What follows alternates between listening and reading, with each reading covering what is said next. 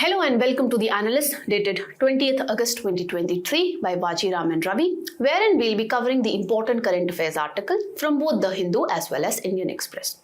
And the handout of this very discussion would be available to you in the description below. Let's have a look over the table of content. So first topic relates to women's reproductive rights. Second relates to Glacier Retreat. Third pertains to Digital India. Fourth topic relates to Turmeric Supplements. And last topic relates to green hydrogen standards. Now the first topic relates to women's reproductive rights, and this topic relates to this very aspect of your GS paper 1 and GS paper 2 syllabus. Let's try and understand the context first. So the context is, recently the Supreme Court has constituted a special bench to hear the petition of a rape survivor who is seeking to abort her pregnancy. Okay. Now in this regard, the Gujarat High Court has dismissed her petition. Why? Because the gestation period of her pregnancy is over 26 weeks.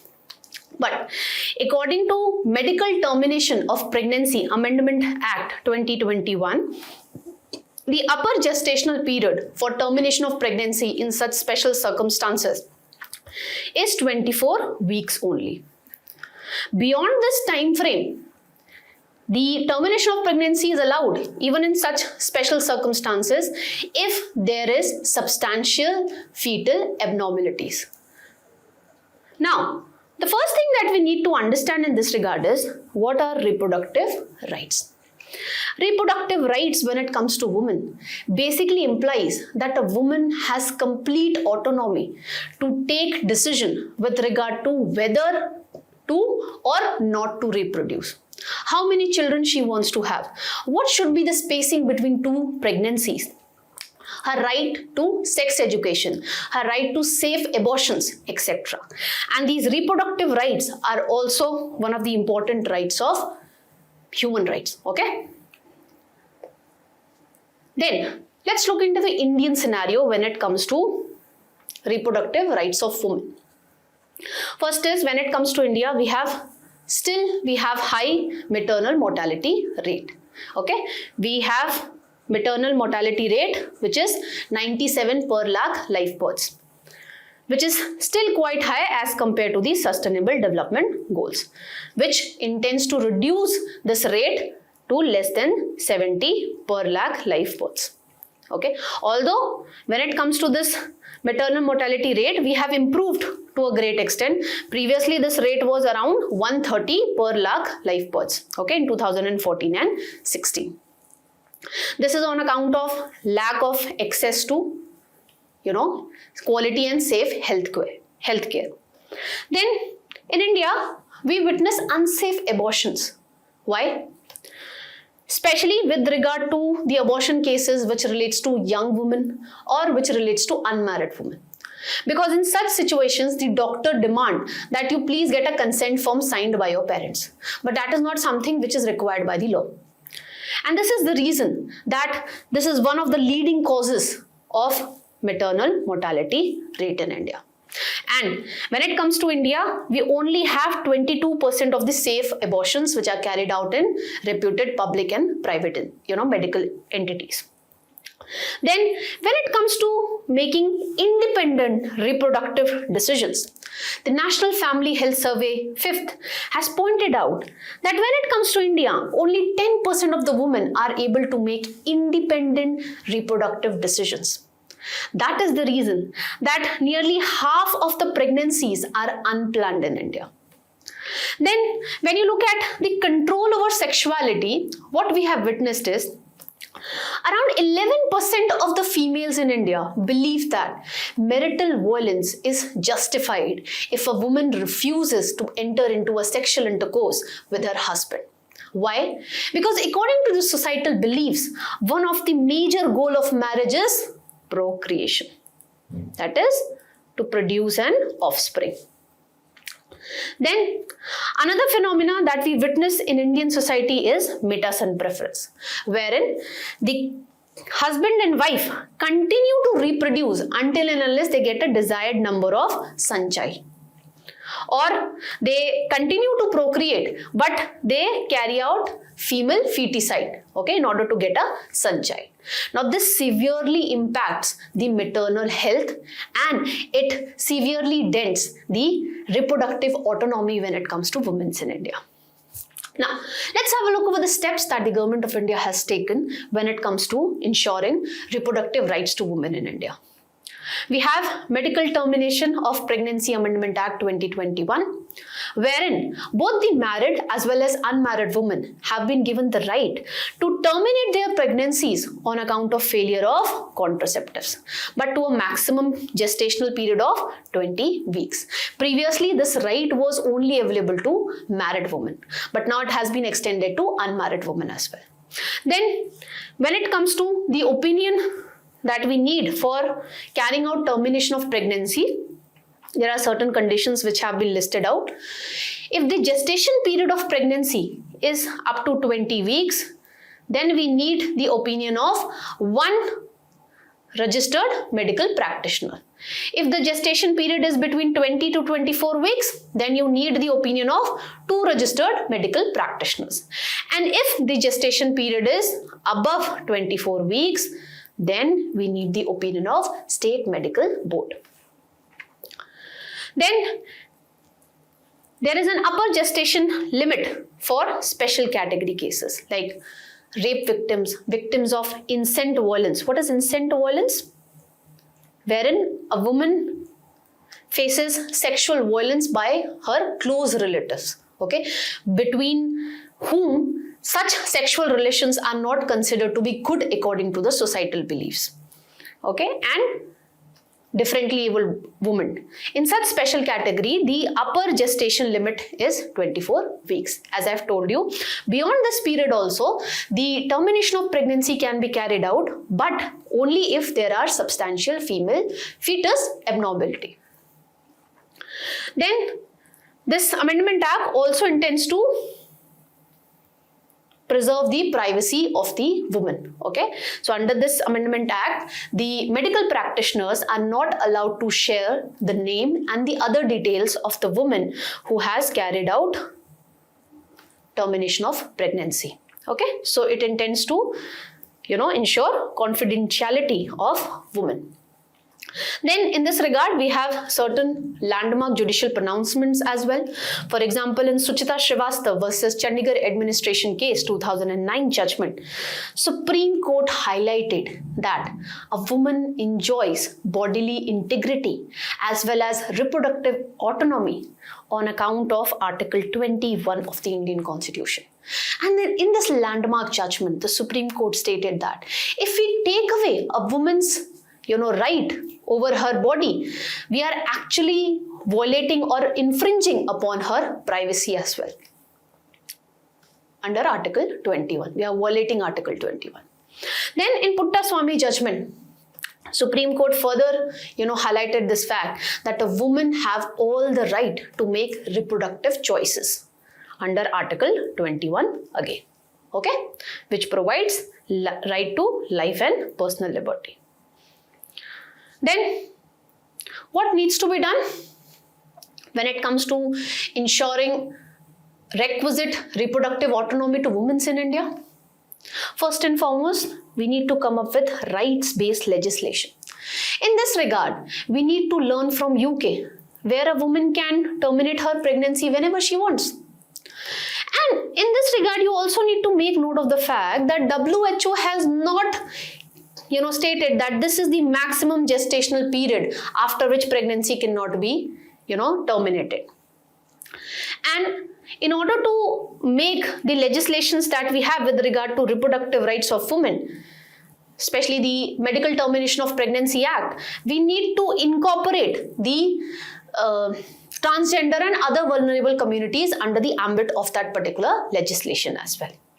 Then we need to make our healthcare more affordable and accessible. As we discussed, that one of the major reason of maternal mortality rate in India is lack of affordable and accessible healthcare. So in this regard, although the government has come up with certain schemes like Janani Suraksha Yojana, Pradhan Mantri Matru Vandana Yojana, wherein the government is, incentivizing institutional deliveries, but these programs are yet not able to be effectively implemented on the ground. So effective implementation of these programs need to be looked into. And effective prenatal and postnatal care should be provided to women. Okay, and adequate nutritional support should be provided to women. And another thing, when it comes to healthcare, the government needs to make sure that the women are able to carry out safe abortions in India. Then we need to promote gender equality. We need to carry out or organize gender sensitization programs wherein we need to educate or we need to sensitize the men that the women should enjoy reproductive autonomy.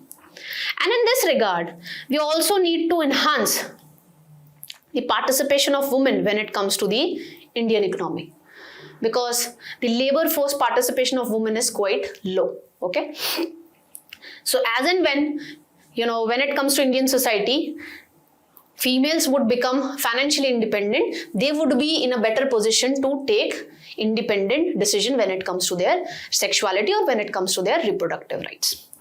Then we need to make certain shifts when it comes to our population policies. Instead of focusing on sterilization only, we need to basically make the masses aware with regard to the women's reproductive rights, so that we are able to balance both the things, reproductive rights of women as well as reducing the population. Okay, this is all that we need to know with regard to this article. Let's move to the next one. Now this next article relates to Glacier Retreat, and this topic pertains to this very aspect of your GS paper 3 syllabus. Let's try and understand the context first. So the context is, recently in the journal called Nature, it was highlighted that high emission scenario may halve the area covered by glaciers outside Antarctica and Greenland by the end of the century. Now in this regard, the first thing that we need to understand is, what is glacial retreat? It basically refers to shrinking of the glacier on account of two reasons, either on account of reduce in snowfall in that area or on account of increased global warming. So it basically implies that whatever snowfall that particular region is receiving is less as compared to what is being lost on account of melting of glaciers. So this leads to glacial retreat. Now let's look into the prominent examples with regard to glacial retreat globally. In Antarctica, we have witnessed that it has lost more than 87% of its glacier along its western coast. When it comes to Himalayas, certain reports have pointed out that if this high emission scenario is going to continue, then we might lose the Himalayan glaciers by 2100. Okay, and the Himalayan region have already lost 40% of its glacier in past several years. Then in the Andes mountain of South America, again what we have witnessed is it has lost 80% of its glacier. And in European Alps, we are witnessing glacial retreat since mid-19th century. So these are the prominent examples of glacial retreat. Let's look into the prominent causes of glacial retreat. First and foremost, global warming. According to World Meteorological Organization, the past 8 years were the warmest year, and what we are witnessing is carbon dioxide emissions are at its peak. Now, on account of global warming across the globe, we are witnessing glacial retreat. Then, on account of rising ocean temperature, what happens is the ocean basically absorbs 90% of the heat. Okay, and since on account of global warming, the air temperature is increasing, so more heat is being trapped by the ocean, and this is ultimately leading to glacial retreat. Then on account of oil and gas extractions, as these extractions leads to release of methane, which is more efficient as compared to CO2 when it comes to trapping heat. Okay, so this is another cause of glacial retreat. Then on account of solar radiation, now you must be thinking that how on account of solar radiation we are witnessing glacial retreat. See, on account of albedo effect, what happens is, since the glaciers, they have reflective capacity. So when solar radiation hits the glaciers on account of albedo effect are able to reflect back these solar radiations again back to the space. But since what it is happening is, on account of glacial retreat, more and more solar radiation is able to reach the glaciers. Now, on account of glacial retreat, on account of melting of glacier, what is happening? This albedo effect is reducing. So this is basically creating a positive feedback loop mechanism, wherein on account of melting of glaciers, albedo effect is getting reduced, and that is the reason more sunlight is able to reach to the glaciers, and it is further leading to the melting of glaciers. So the glaciers are basically able to trap more heat. Then there are changes in weather also. For example, in Patagonia's Gulas mountain, what we have witnessed is this glacial region is witnessing glacial retreat, not on account of, let's say, global warming or some other phenomena. This is witnessing melting of glaciers on account of reduce in snowfall. As I've told you, there could be two reasons of melting of glacier. One is reduce snowfall, or when the snowfall that particular glacial region is receiving is less than what is being melted away on account of increased global temperatures. Now, let's look into the impacts of this glacial retreat. First is sea level rise. Since 1961, what we have witnessed is sea level has already risen by 2.7 centimeter, and according to the expert, if all the glacier gets melted, then the sea level would rise by half a meter, which is going to have a considerable adverse effect on the aquatic biodiversity, and it would also lead to other climatic events as well. Then on account of glacier melting, we are witnessing extreme weather events. For example, in Chamoli in Uttarakhand, we are witnessing flash floods in 2013 and in 2021 on account of glacial lake outburst. What are glacial lake outbursts? See, the glacier basically dam a particular water. So on account of melting of glacier, this water is suddenly released, which leads to flash floods, which could also lead to landslides, avalanches, etc. So on account of melting of glacier, such extreme weather events are going to rise in the future. And as we have discussed with regard to the Himalayan region, we are also witnessing glacial retreat in the Himalayan region, and we know that Himalayan ecosystem play a very prominent role when it comes to the monsoon winds in India. So the experts have pointed out that on account of melting of glaciers in the Himalayan region, the Indian subcontinent is basically going to receive more rainfall within a short span of time. So it is going to trigger another set of extreme weather events like flash floods, like landslides, avalanches, etc. Then this is severely impacting the wildlife. For example, on account of melting of glacier in the Arctic region, the habitat of walrus and polar bear is getting impacted. And since on account of melting of glacier, the ocean temperature is also getting to vary. Okay, so this would also impact the distribution of fishery across the globe, which would have impact on the fishery sector as well, fishery industries as well.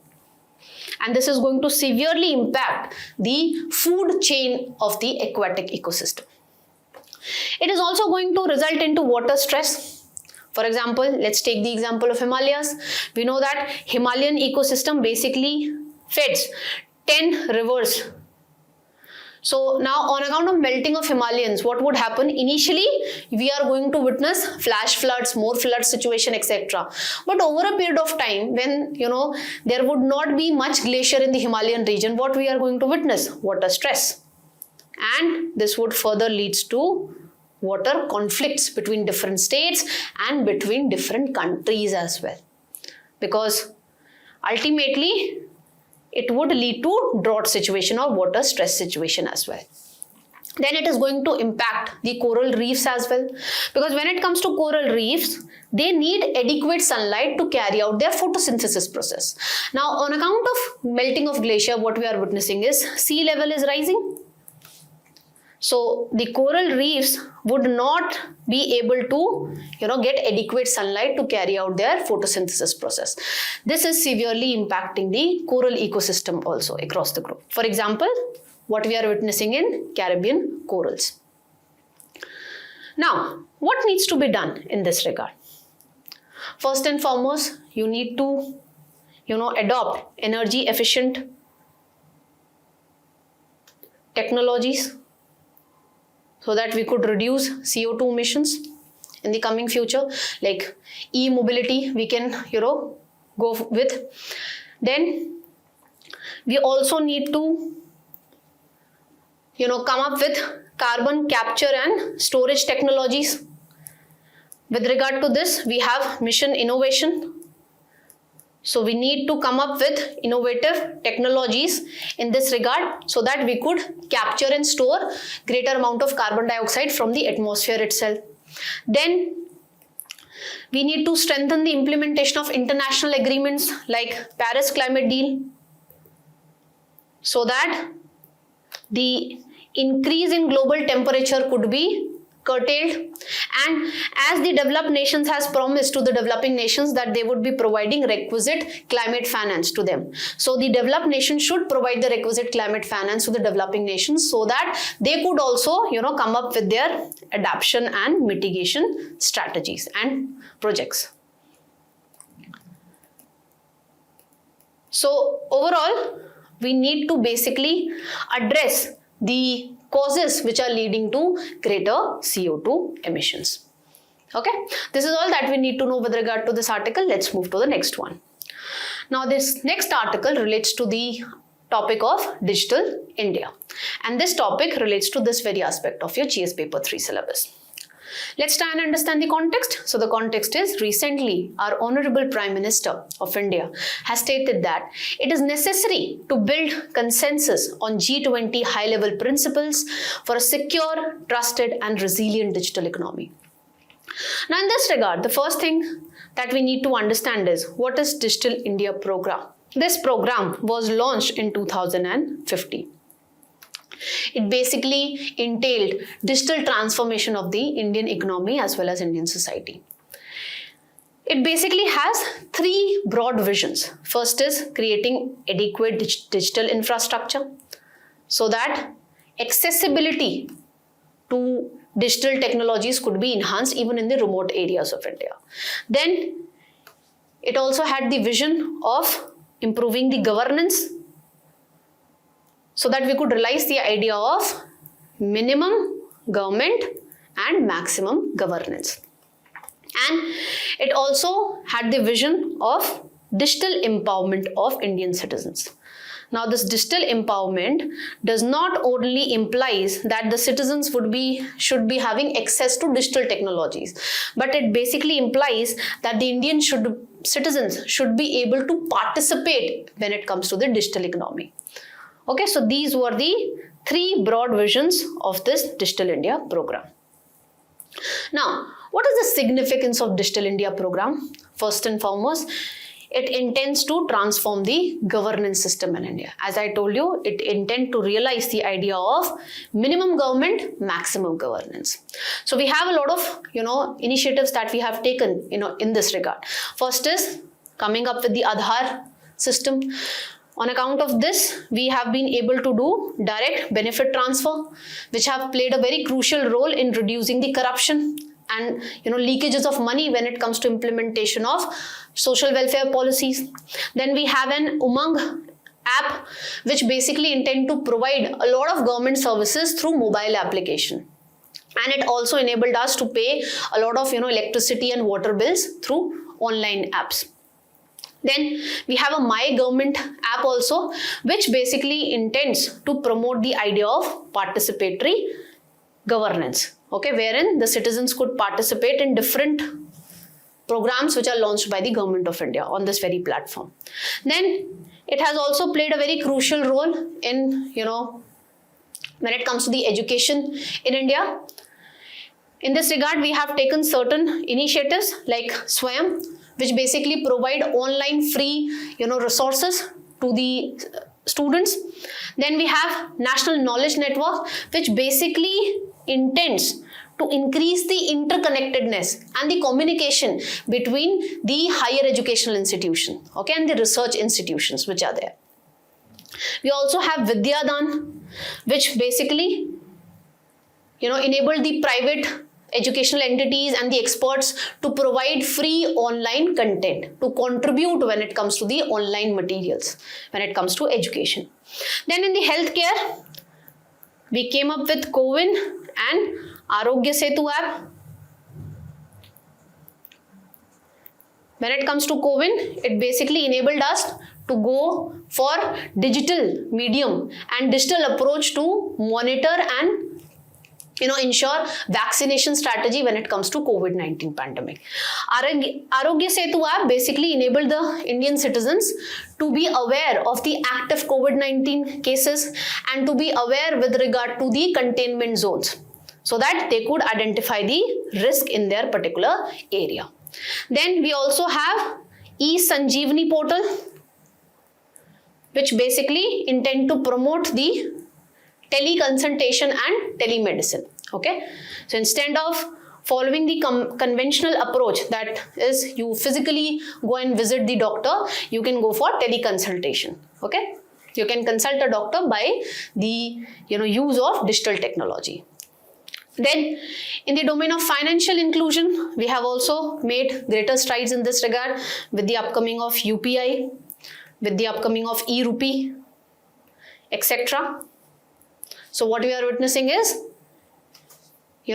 major section of our Indian society is using UPI transactions, or it is moving in the direction of digital payments.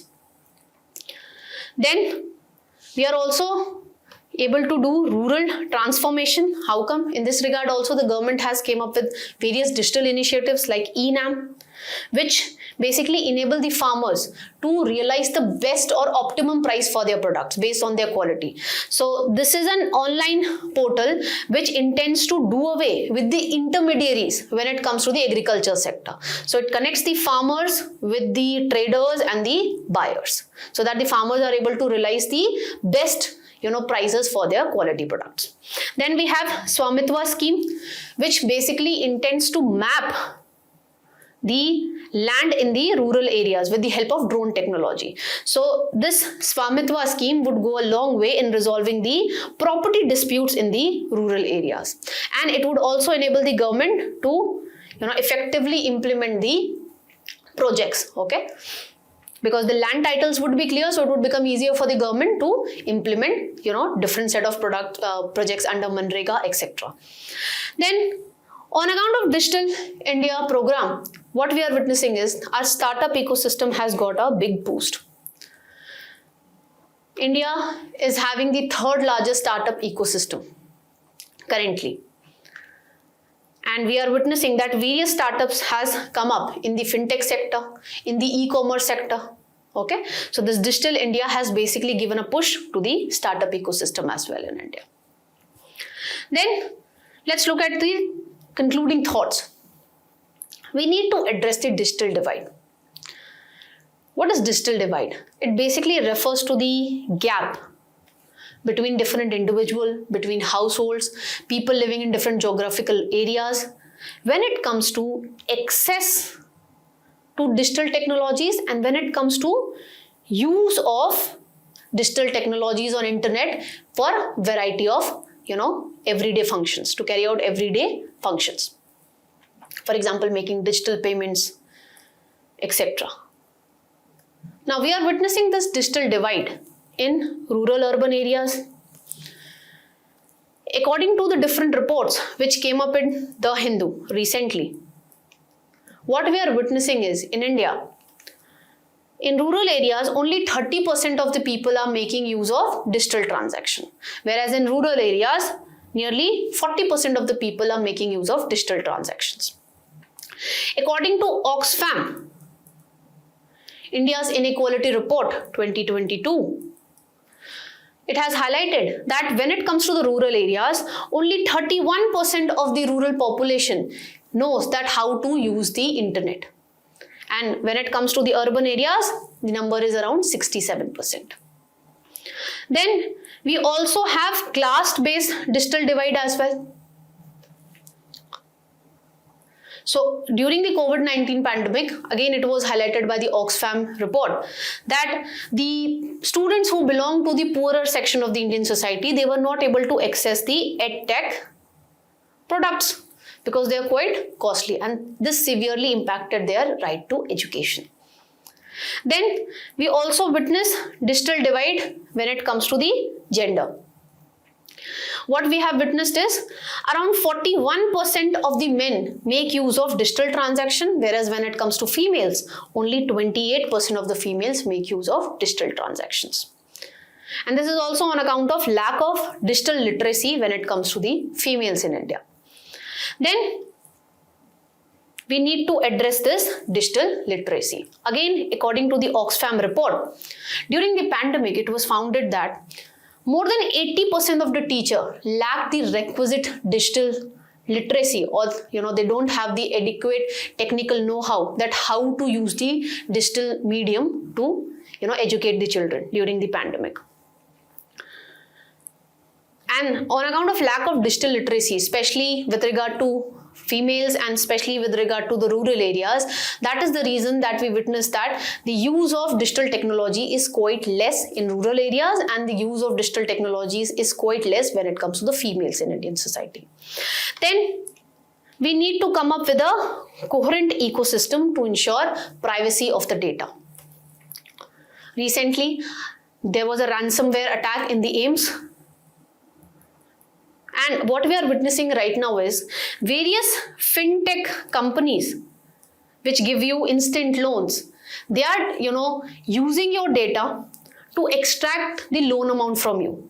They are making use of such methods which are not validated by law. Okay, so what they are doing is they would retrieve the data from your phone and they would make morph photos or videos out of that, and they would use those morphed videos and photos to extract the loan amount from you. So in this background, we need to come up with a coherent data protection, ecosystem. And in this regard, the data protection bill would play a major role in that regard. Then we need to set up adequate digital infrastructure.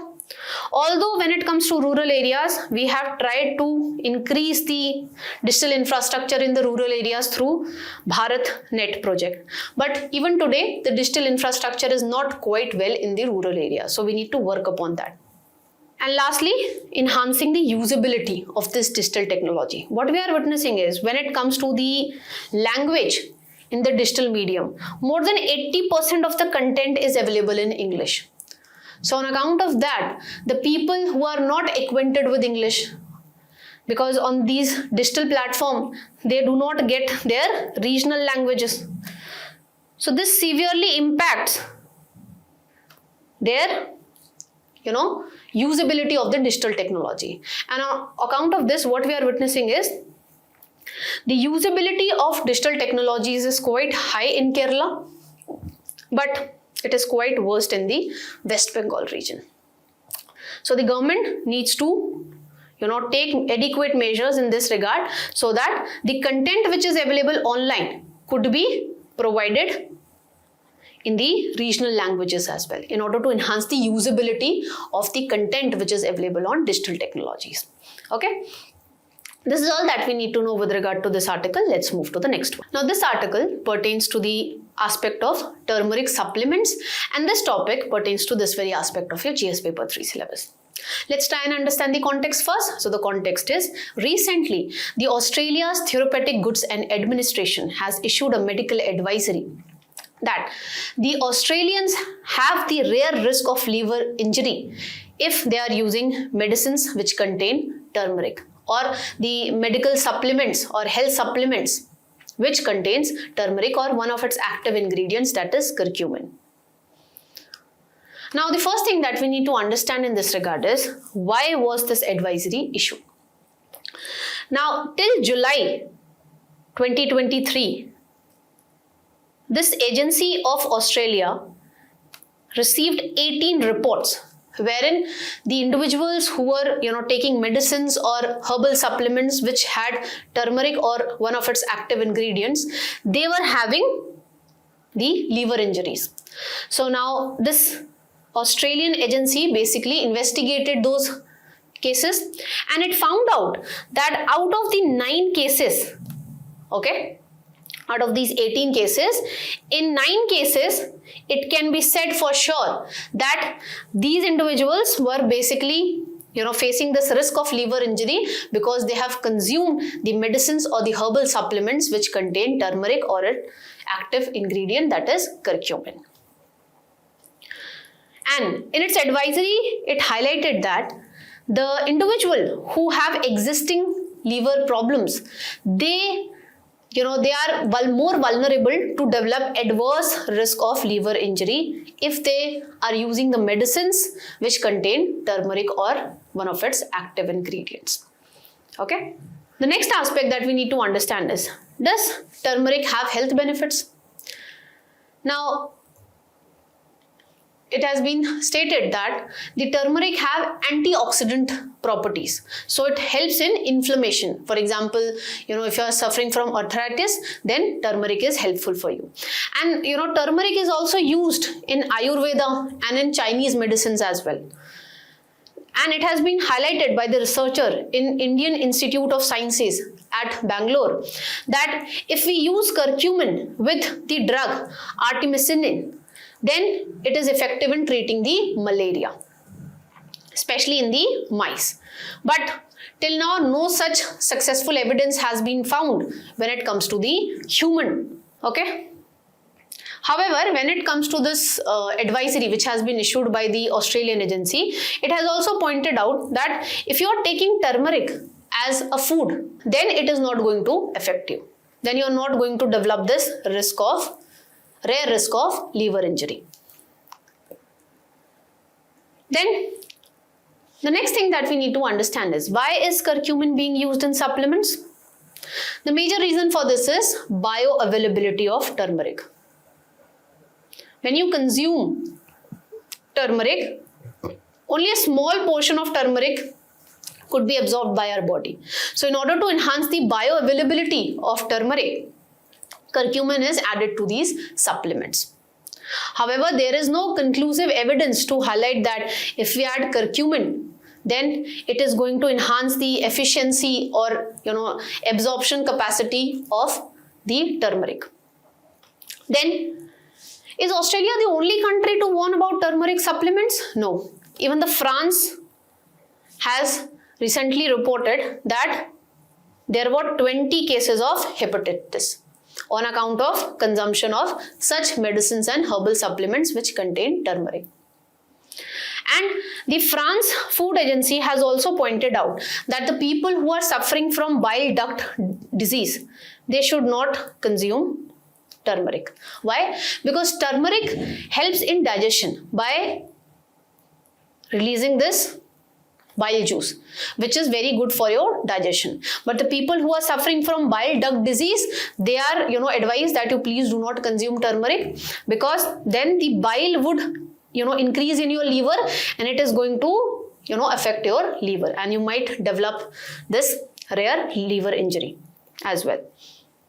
And this France agency also pointed out that if this curcumin interacts with other drugs like cancer drugs, immunosuppressants, etc., then it is going to reduce the efficiency of such drugs. Now, the last thing that we need to understand with regard to this article is there any safe limit on the amount of turmeric that can be consumed? According to European Food Safety Authority, daily intake of 180 micrograms for a 60 kg adult is permissible.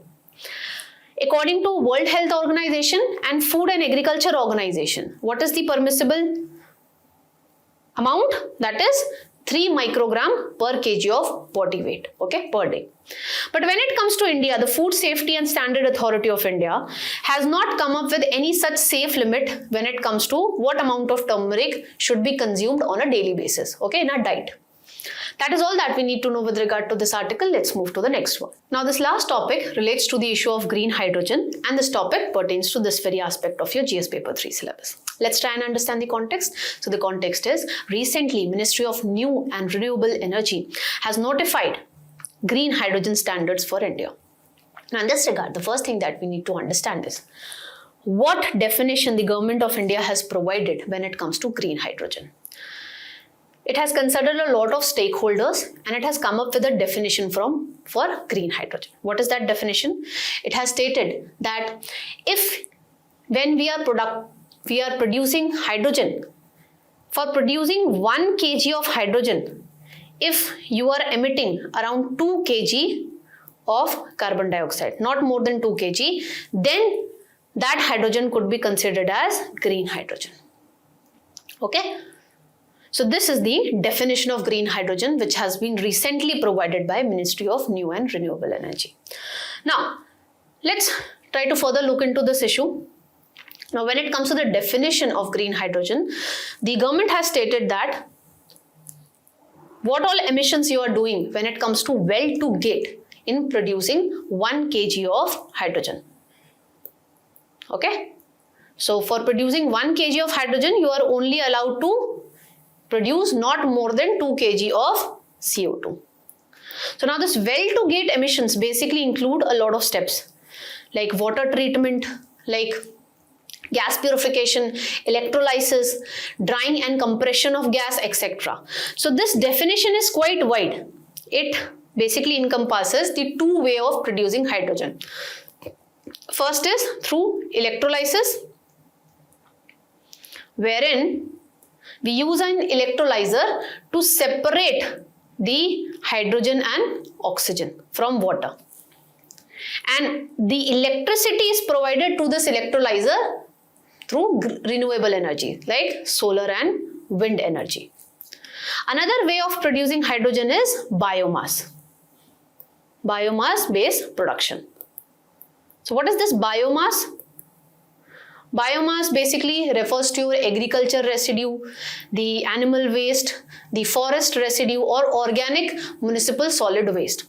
Now this biomass, with the help of heat, steam, oxygen, without combustion, this biomass is converted into hydrogen. Now this process leads to emission of CO2. That is the reason the government has stated that when it comes to producing hydrogen, we'll be looking into this aspect that what amount of CO2 emissions you are doing. So based on the CO2 emissions, we are going to categorize that whether this hydrogen that you have produced is green hydrogen or not. Then it is the Bureau of Energy, which is under Ministry of Power, which is going to act as a nodal agency when it comes to providing accreditation to the agencies which are engaged in production of green hydrogen, and it is going to certify the green hydrogen production projects which are there. Then in this regard, the government has launched this National Green Hydrogen Mission, which basically aims to produce around 5 million metric tons of green hydrogen per annum, and it entails to come up with a renewable capacity of 125 gigawatt by 2030. This basically intends to promote commercial production of green hydrogen. It has 2 sub-schemes. First is the SITE program, which basically intends to promote domestic manufacturing of electrolyzers, which help in electrolysis of water and ultimately leads to production of green hydrogen. And we also have the sub-scheme called Green Hydrogen Hubs. So under this, what we are going to do is we are going to identify states and the regions which have the capacity to support large-scale production as well as utilization of green hydrogen. So such areas would be basically developed as green hydrogen hubs. The areas wherein we can find abundant solar and wind energy, okay, and where the topography is quite suitable. Now the last thing that we need to understand with regard to this article is why the government is trying to promote the production of green hydrogen. What purpose is it is going to serve? First purpose is it would help us in decarbonization of various sector like transportation sector, okay, mobility sector, etc. Then it would enable us to realize the idea of energy security, because more than 80% of our fuel requirement is imported in India. So if we produce green hydrogen, we will be able to realize the idea of energy security. Then it would also lead to creation of green jobs. Okay, so the people who would be employed in the production of green hydrogen, such jobs would be referred as green jobs. Or the people who are engaged in production of renewable energy, those jobs are also considered as green jobs. And it would also help us in realizing the idea of Atmanirbhar Bharat, because under the SITE program, what we are doing? We are incentivizing domestic manufacturing of electrolyzers. So it is going to realize the idea of Atmanirbhar Bharat as well. This is all that we need to know from today's newspaper. Thank you for listening to this very discussion, and all the very best for your preparation.